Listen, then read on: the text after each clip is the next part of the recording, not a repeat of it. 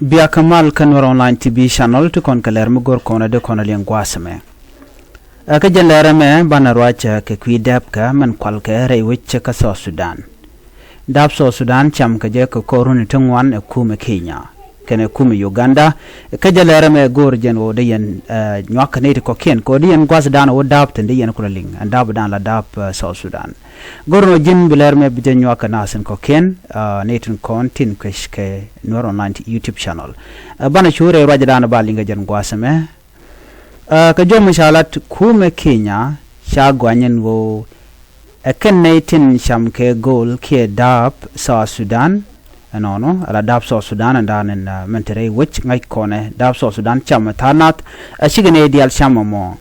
ka jom shalat gwasame gor jen wo bi kondi al ban jelinga gwa ka do badan en sham ke dap ke jala dap dung South Sudan ka jo mishalat de Kiinya ke chalat ke Kiinya wa Kiinya jen te ke tet ka dap South Sudan la kwalke la kan dap South Sudan la kana kwalke bi kana wokak ntem right now tana be kan okay ka dap tine dap be ne dap jigene South Sudan te ka dam dit chet ka men te ka liedba Nuno dab ta jega netin content rewi ka so Sudan ne konen sham ka dab mo kuumɛ Kiinya ka jodan shalat gwasame biya jelinga gwa ka dob de ka ta dan de kon dab me de kon ngai ka jengo werar dire wi ka so Sudan kienan ka jedi anyok amu ci so Sudan ci riyan ka dab ka jam mi na ro ka ku dab kam dab la ja kwal karar ka ne kon ti la janan kuumɛ Kiinya jelin kona ka jarwa jameneo shi so Sudan karwade en man cham kene ke manan kan dap de cham kene men dap wedo dien en shwal ke DRC Congo Democratic Republic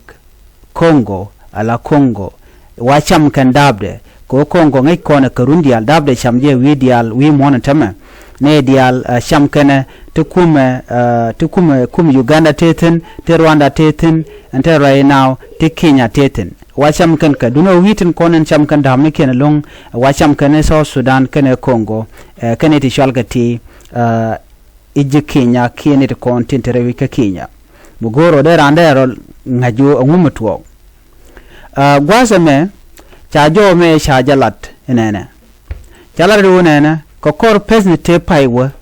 ke jaron to kontine te ke report me shanung report mo chenyu da gwan wonena kuumɛ dung South Sudan kene kuumɛ Kiinya enono ja jojo no ken tiken keling ka pin mchanga jene ideal enono mcham ka dab dung South Sudan mugoro bialing ka koruni ti shop ka well koruni shop ka well imagine rundang well ti sham ken wi dangro to tokake chen Congo shande kular Congo kwa sham no shang but South Sudan sham ka dab de ke more than a decade ka jawran shalat ka sham ken Congo ka runtungwan baratem focus dan te ka dab dan sham ke kuumɛ Kiinya la dab South Sudan chala do ne Kiinya la ken damni wiya kok kuumɛ jalabni ka Middle East kuumɛ United Arab Emirates wa kenitin kon tin sham ka damni South Sudan kule la Dubai jen gwa danen kwa ka dab tin long ka Middle East ka United Arab Emirates ala kuumɛ South Sudan bika dab gane ko Kiinya ka do mchanga keje be Kiinya be kan dam be kan konang be kan kanong Middle East ala jalam ne ka Dubai ajen gwasa la kan dab wiya kok tenen winami ko jen the biggest market ke gwa danen top ke kwak teriauriaten ke kwak teriauriaten mi jira mugoro bi kok ken dami ke goli ajen gwa dan boten ko be kokten so ontamala ka kwalkare wi ka South Sudan ba nan ka Kiinya be kan ko kan be kan nan ka ne kon ka Dubai atem ku kon gorten gwat me la kwalken damitin tishop ke tiak mi kurba kalul janbar wi deraw kilogram 672 kilogram ala tiak dab ko manan kana dam teke 672 kilogram dam ti de long she dam tot la kwal kana bi kana nan ba janang re wich ka Dubai wan me ron kina dangraw wi jandangaraw wi dokor wade kan report dan la report on kin dangro jan dangro ngwan kanalat on kin dangro jan dangro diokorwade cha dam shit kano ni 672 kg cha janang re which ka Kiinya cha nya ko kone cha nang ka Dubai no ka jo machalat gwaseme ti ka kampan mishale Swiss 8 illicit gold lakan akwal re which ka Kiinya bajo kut bukana kwala ba kwala ken en dioje en kampana machale Swiss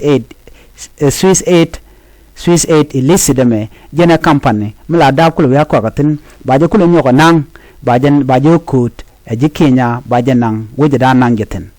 bajan nang kawi jalam no ko jandan kawi jalam ku kan rianga je la ko na nen en wona ne jalam no tiken kare dab to go lenkan kon ka kwak to go do no gwada nang gaten ba nang ne ka South Sudan dam tinen yen ka tur ne ken ka video ne ke ti dialati wa ka kan re duaran ka South Sudan ba kulo won kwak gwasami tele kon ngaitin ba da dab dung South Sudan kanere kon ku benefit va kanete konti la kwar u kon ka woniam kan dam ni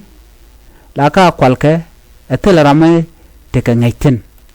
ku nyete konti la civilian re wi ka South Sudan ku kana en kuma karwara ka shi kuma kelew kanede tot ena kuma South Sudan kene kuma Kiinya la te ka ngajo ka mandan le rode kanetin konti la nyurgwa kel bu kana kula nanga pin ba jo ko tel ne teke tikan karen yale tikan ka torbiyali chatul no tera mu de ka tejba ko na meni ngai kana jekan yotu wan jekan katen jen do badana riyan ka kwar ka jen do badana riyan ka kanetin konti la damla kana tera mu la teka ngaiten no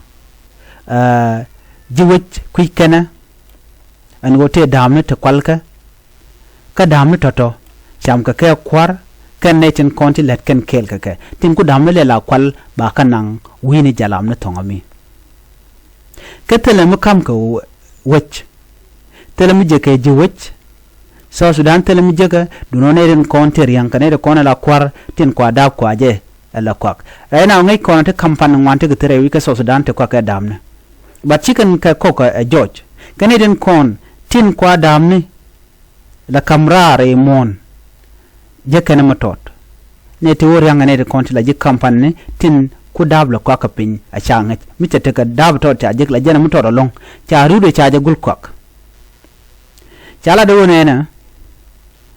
je kuumɛ Ethiopia je ka dam tot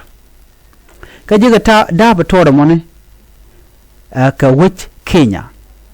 jen kana Sudan je kan dab tot ka dop Kiinya mi cha dab cha je ka Sudan ka South Sudan ka cha je ka Congo bi kana nyoko mu kana kogne waje kan dam to la kana wi nyoko mu kokane ka kokane ka dop Kiinya ka jo wadana chalat ka bi kana wonyok kami waje kwak wini rartin kokin lo bana ka midilis ko midilis jen gwada dan te market ke luteten no la kana nangan winami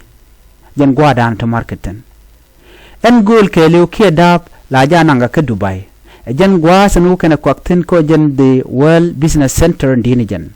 chala de wonena mi gor ka ta dääpä la dab ko dab la ja talke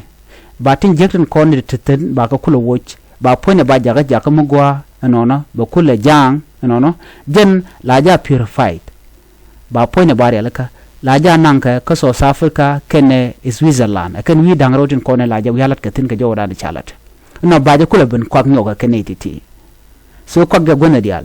meno dien gwal mende ko na chala den go ci Kiinya ja ngajen go la kwal kan dap alo ci kana ko ngaje te ci juwen mo na ngaj en go dap South Sudan kana dap Kiinya kana dap Congo la kwal kan ka bukan ko kwak a changach a jiwetin content ka South Sudan do no ngaje kuumɛ ba cha report ya kamera report ya kamera cha ngaje no okay kuumɛ Kiinya gule South Sudan gule je cham gula jen mu gor kano bu korba tetina ko bi kan da bu kan kula cham kapin da ba cham game cha je cham loro ba cham je ko bu korba je prolong bu korba de tere wi ka South Sudan ci tare ji kan mal to ko ba kul te ko gwan mu kwal kan mu kwal ke kwak South Sudan liet wona ka dab anta mu cikan kula de nene ko cha ngaje no kwal kan ngak e keni biken naitin konen te ka damne ko ka damne biken yoken biken kamal alam mu koken ke ba war ga ba je gor warga mu do jin cha ja authorize anda bo mo ko cha bu kulo kwet no bi kamrar yo mu report we wure ba ngaje no ram me no ngaje gwada me ne ka nga chi ta ne ko kum ne mi ka sha ngaje community wala kana ngaje ndo ba dan del keneja wachi ken warga ci kare alkan wo ram goro be da be ko yes banam be kon gor anyok man bana ngake Kiinya chala do ne chala do ken te ka long ko bi ka rapid support force la RSF rebel nyeng Sudan ken ne tin kon tin ja ko ba dabni Sudan tin kan ka kokki yikti kan kan ka wi dialati ba kan nang ke Kiinya International Airport ke bi kan ka kulo wonang ni ka Dubai ajen duop en koken ka mekeje tim boken ke kuumɛ Sudan ke jen duop da ne ci kon ngajen wo ci ken ka bok no amani ci ken bu ko mena gwat jessa ke ko ke dab ke pin ka gaje ka duop Kiinya cha na mo cha je kwit je Kiinya tamano ken ci ka te ga der ko ken gul ken editi gul ken chonkel ka ken eden content kwa na le bok so jo me amugoro de yana linka kwidap ka dung so Sudan dap so Sudan chama je Kiinya full stop chama je Kiinya ken netin konti la kwartin tira wika so Sudan jen gwa dan wo dap tin na mi chalinga na so ko kuje mo goro jen wo de na de ken te ka ngaj ko dap nga chama mo ki dap weni ban yo je ka la den biata kamal bye bye